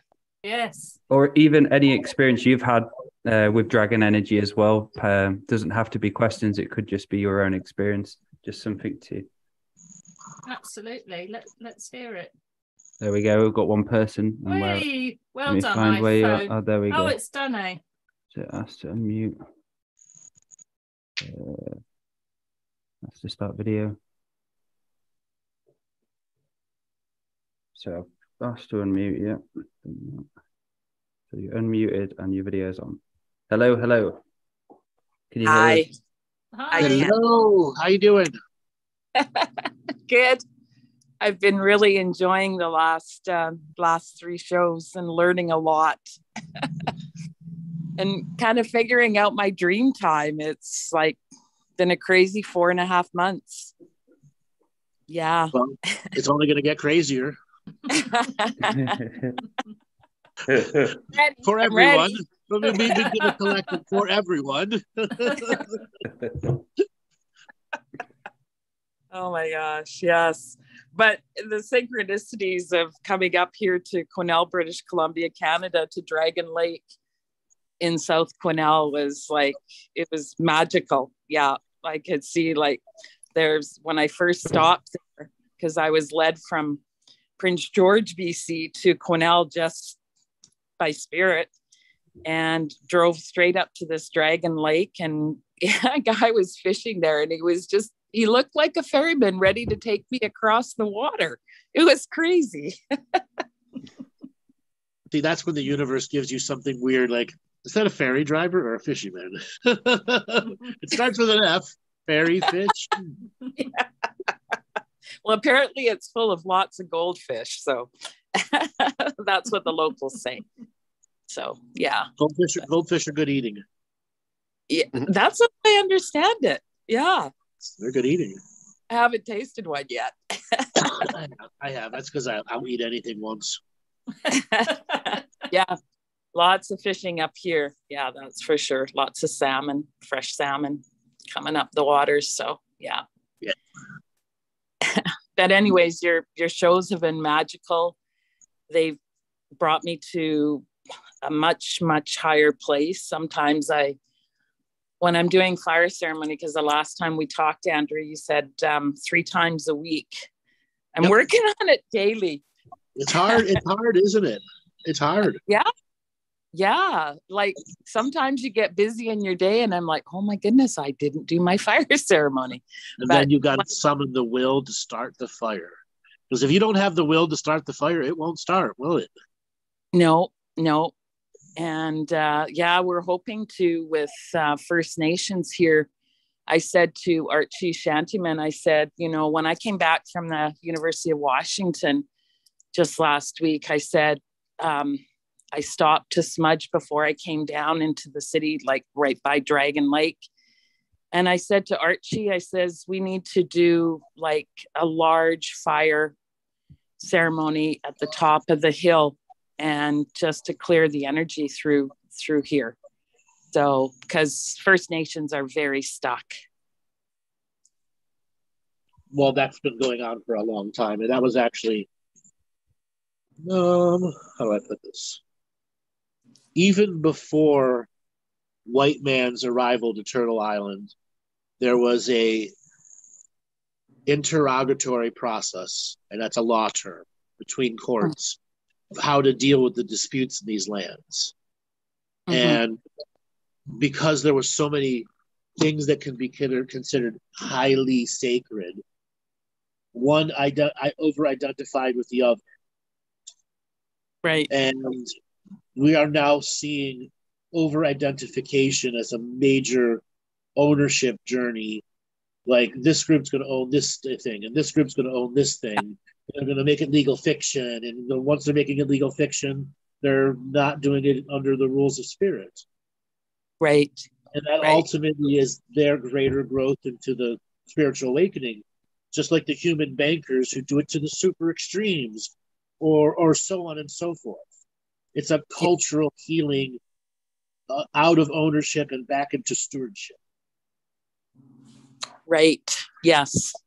Well, they're sure building, expanding the nations for the peoples to come up here to heal. That's for sure. Yeah. It's incredible, and just incredible in such a short period of time. Yeah. But yeah, thank you for your teachings. They've been just incredible. Well, thank you very much. Thank you for learning from them. It's been a trying time, because when I first started listening to you, I think I discovered you through Magenta Pixie, and it was like, oh my God, this is way over my head. I do not understand a word he's saying. But I just kept at it, and it's been, well, 2.5 or more years. Yeah. So I've learned a great bit, and I know a lot more to go. Was it really that hard to learn when you look back on it? Oh my God. Was it just resistance to learn? Yeah. Fuck yeah, it was hard. Yeah.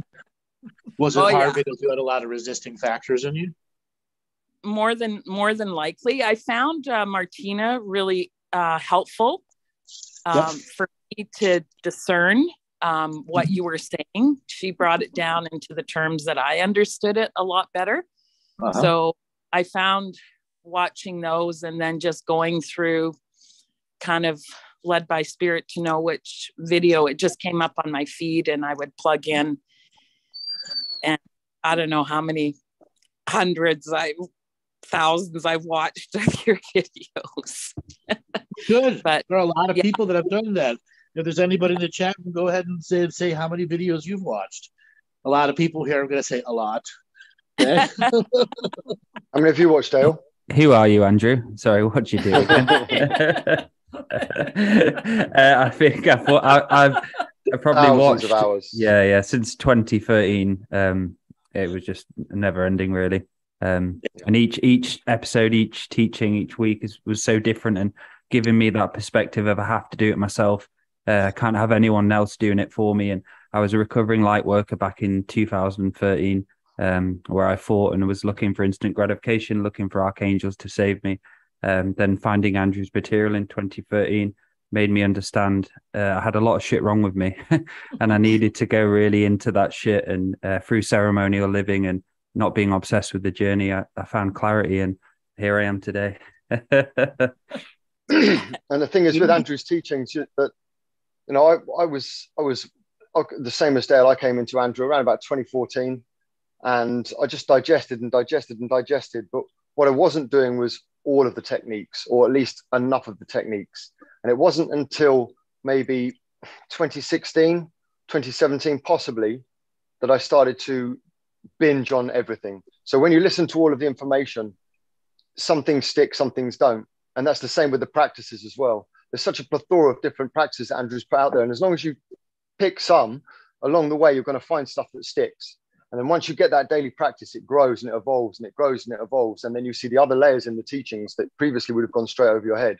It's an ongoing process. But it is just, for me, it's about taking in as much as possible and seeing what fits and what sticks. Would you agree, Dale? Yes, yes. And that, not trying to be obsessed, and that was a big turning point for me. 2014, 15, I was doing too many fire ceremony. I was obsessed with the journey. I was doing too many ancestral offerings, and it made me kind of go into a shaman's death about and realize I need time off from the journey. I need to be a human. I need to switch off from all the spiritual stuff at least one day a week. And that created such growth for me, actually switching off and not having the burden on my back of always trying to fucking do shit. So I went through it. Yeah. And then you find that you expand like that. It's not like going up a level, it's an expansion.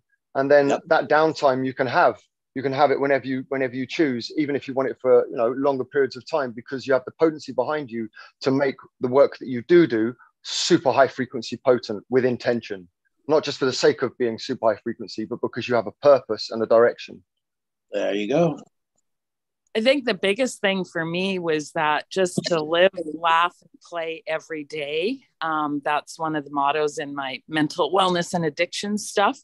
And through that process, because we do put that pressure on ourselves, I found that for myself, I just reminded me, and Andrew, you did it, and all the community did it, you know, live, laugh, and play every day. That's right. But is there discipline in play? Oh, yes. Yeah, because I'm over disciplined. That's the problem. Needed the joy. Yeah, because everything else was boring. That's even funnier. I think also from after a while of listening to Andrew, I realized what he was asking for, even not doing so in words, but just in his energy output, was a co-creation with you. Yes. A co-creation with all his audience. And that's very much what it's become for me. And I'm sure it is with many of you, not just Matty and Dale too. But I feel like I work a lot in the unseen, probably with many of you, because many of you are in my dreams. Again, not just Andrew, Matty and Dale, but many people, I feel we have a lot of great co-creative energy in joy, in this journey, and in passion. And that's very much what's needed at this time, I'm feeling, and very much why we've all come together to do this, because so many of our shows are actually very amusing. I think they're a great deal of fun. After a decade, we're bonded by the practice. Yes. And the more that we are serious about the practice and allow it to grow us, then we become more authentic. When we become more authentic, then we can get together in our own unique ways. And we can say to the audience out there, all these people here have never had a bad word for each other at all. I can say that to you. I've known Laura now for a few years, and we've never even come to even so much as a slight disagreement, have we, Laura? No, you never. Not even so much as a slight disagreement. No. Nor Dale nor Andrew. Because we're bonded through these teachings and these self-mastery processes. Yeah. You guys can't say it better than I do, you guys, because you guys are emanated. Thank you. Exactly. Praise the Lord. I found my crew.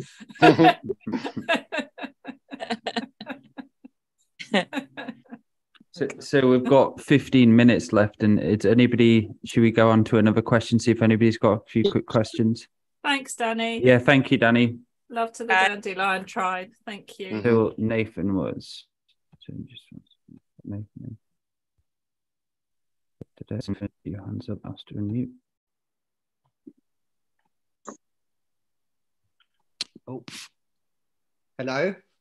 Hello, where are you calling Hello. Hello, I'm Nathan. I'm from Wales. Hey. Can't remember, Nathan. I don't know. Well, actually, I don't know, Andrew. If you remember me, I'm the you, I, me, you. Yeah. Yes. Yep, I remember. Oh, Yes. yes. We talked about that, how special that was. Yeah, not long ago. How you doing, man? How has your recovery been? It's been okay. At times, it's been quite difficult, particularly with two of them. That it's just trying to harmonize and to come and bring them together when they're. I've had probably, if I admit it, they've had too long to have too much control. So I'm just I've just placed it in like that loving energy. And I think I've learned, particularly the last month, I've just got to surrender to that because I felt like I had a too high expectation of it coming back in the speed I want. So instead, I'm going back to a natural flow. Okay. I don't know if that's right or wrong. I mean, I feel actually when I said that, it feels from my heart right. Sure, but the heart doesn't always say the right answers. Okay. So let's go through a validation process. So we're going to actually interrogate your heart. Okay. It doesn't mean the heart is right or wrong. It perceives differently. Okay. All right. So is this choice to surrender a long-term goal and strategy or a short-term goal and strategy? But just let your subconscious answer. Short or term. your heart. Short term. What does it solve in the short term? That will give me passage of time so I don't have to actually get to the core of it. So it's still ultimately an avoidance mechanism to make it take longer to your core. Yes. Instead of directly facing them, this is the chicken move. Yes. Which is what you've been repeating over and over again, and why this choice seems so easy to make. Yeah. Yeah. Yeah. Why are you afraid of confronting the other side?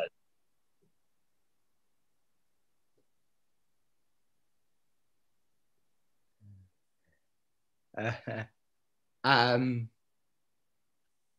of the abuse. Okay.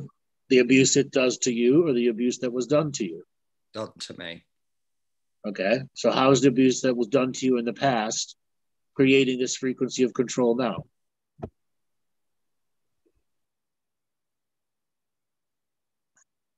Yeah, it's just You've avoidance. given it the power.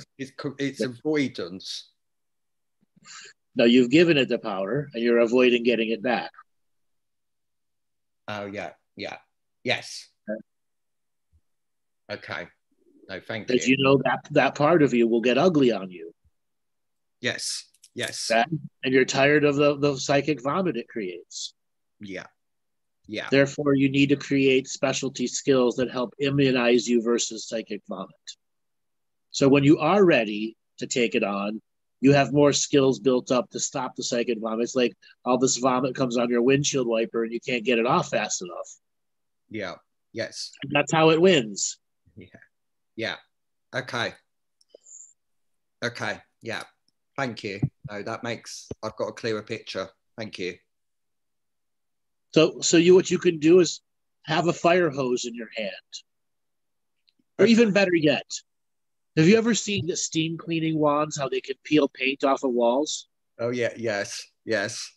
So I want you to see a high pressure steam wand in your hand. So it will hurt.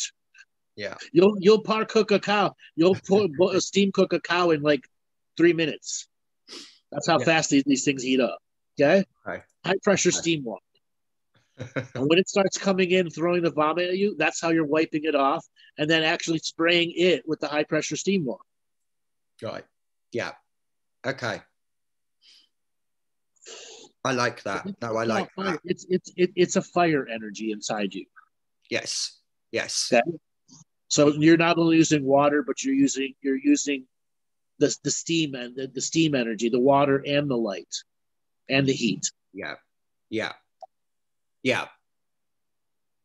Because I've done quite a few times where I've really created a steamy bathroom by running the shower and then going into a bath of salt and sage, and allowing my energy to really soak up through that steam energy, which I have felt really beneficial, particularly around the edges of my aura. So yeah, is that kind of that as well?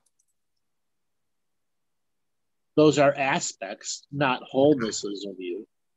Right. Okay. And aspects have to be integrated into the wholeness, which is the you trying to make sense out of the reality that's inside you. Yeah. The one that actually makes the free will choices. The soul who's operating the voice box right now. Yeah. Yes. Okay. And not the programs that are running the script. Yeah. Okay. No, thank you. Okay. So let me ask you one more question. Yes. This is a heart question. Okay. Who else are you afraid of inside there?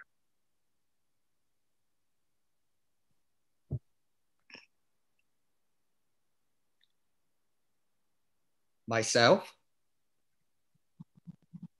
Are there other I, me, yous that have taken control in the past and have gone away but could come back at any moment? Yes. And they're kind of like comic book characters who are dead one episode and alive the next. Yes. Okay. Okay. I've just felt it. This is a myth energy inside you. So what does the word myth mean to you? Myth. As it's almost a story. It's not real, but it could be real if there's enough energy put into it.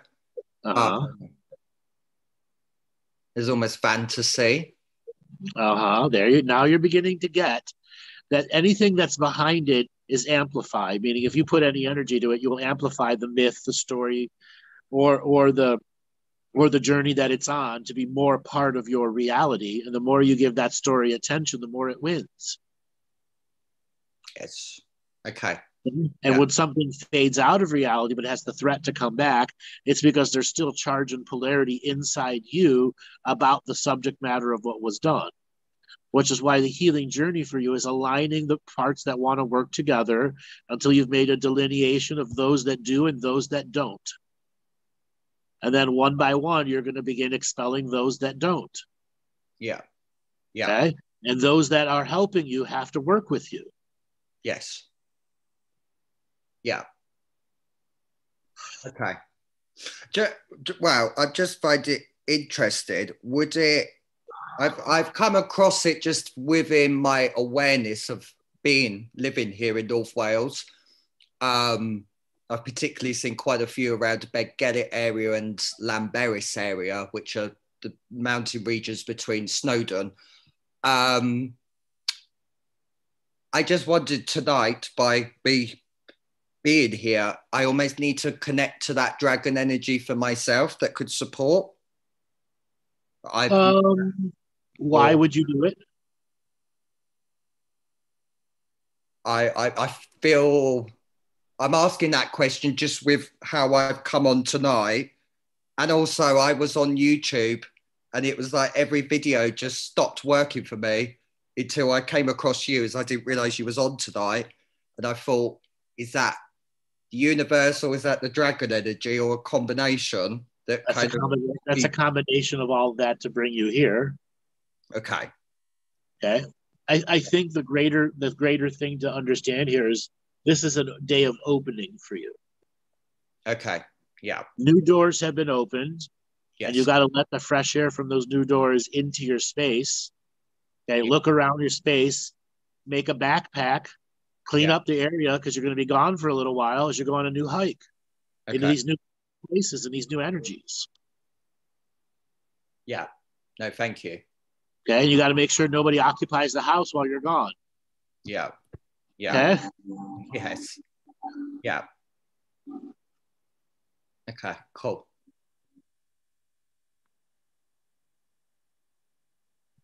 Did anybody else? Did you got anybody else want to ask Nathan anything?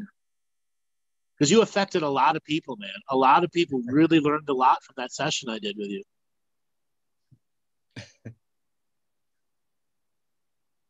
Maddie, you want to talk about what it did?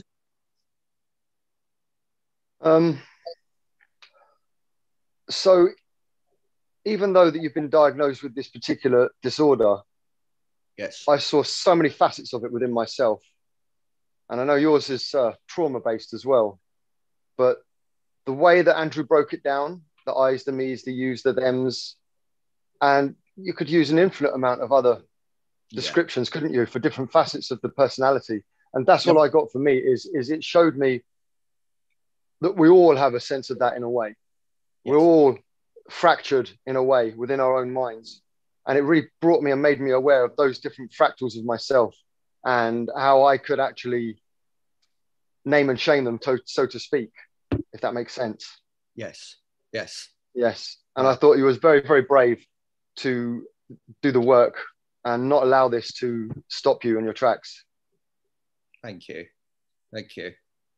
And that's what I really felt in myself, that I needed to share it and to show that there is hope as well, because I think a lot of people maybe get given them diagnosis and then they think that's it. If they just stick to a medical system, which I'm not disputing, it has points, but really majority of the time it's very limited. And I'm glad that I could just show someone that there is hope out there and there is a different way. Diagnosis and prognosis. You know, some people get told they're never going to walk again, yet lo and behold, 3 years later, they're running around. You're running, yeah. You know, it's just it's your own limitations. It really is. And how much work do you want to put into it? I'm not saying it's not going to be difficult, because in your particular case, it is going to be difficult, but it doesn't mean you can't do the great journey. You can't take those steps day by day by day. And, you know, what's to say what can happen in the future? Yes. Yeah. You've got the courage to do it, Nathan, as well. And maybe have a victory fire, because you've got so many victories interwoven in what you've achieved, the courage that you've shown. No, thank you for that. I've never thought about doing a victory fire. I like that. No, thank you. And then once you've done your victory fire, you'll have all the questions in your mind and the new, well, not battles, but, you know, the new steps you're going to take towards newer goals. Yes. Greater goals, a greater awareness. Yeah. Thank you.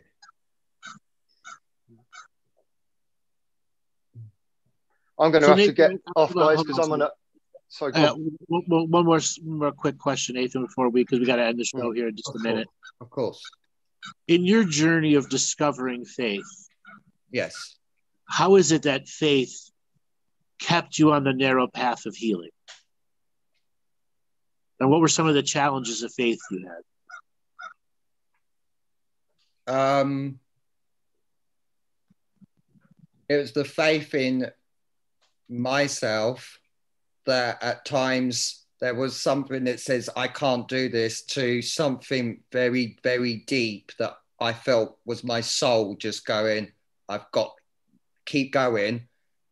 And there's been many ups and downs with the faith with the universe and my ancestors and my guides, thinking, are you there, are you not? But then having them moments of perfect synchronicity, sacred moments of just, okay, it is real, it's fine. I think it was them pointers that if I did drift off, there was always a mystical moment to bring me back. Beautiful. And, yeah. What were some of those mystical moments that got you back? If you must mind sharing. For me particularly, I've had some amazing moments of being up a mountain and just having that complete connection with the universe and being in that oneness. That I've had them many times. I feel like that was partly why I had to move here in Wales, to be close to a mountain region.